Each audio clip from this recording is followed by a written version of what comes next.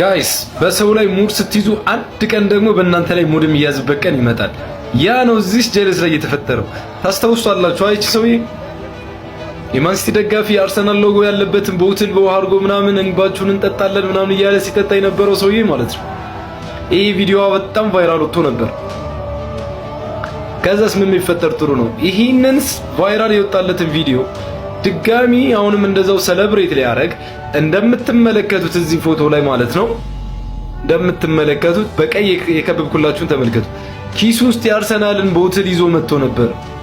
ልክ ማን ሲቲዎች ሲረቱ እንደለመደው አውጥቶ አሁንም አርሰናል ደማችሁን እንባችሁን ነው ገና የምንጠጣው ሊል ነበር፣ ግን አልሆነም። እንደምታዩት ኪሱ ውስጥ እንዳለ በጣም ሲያዝን ነበር። ሲቲ 3-አቻ ስለወጣ ማለት ነው። ነጥብ ተጋርቶ በወጣበት ጨዋታ ላይ እና አንዳንዴ የሚገርም እቅድ አቅዶ ነበር የመጣው። በዚህኛው ዙር እንኳን አልተሳካለትም። የሚያሳዝነው እሱ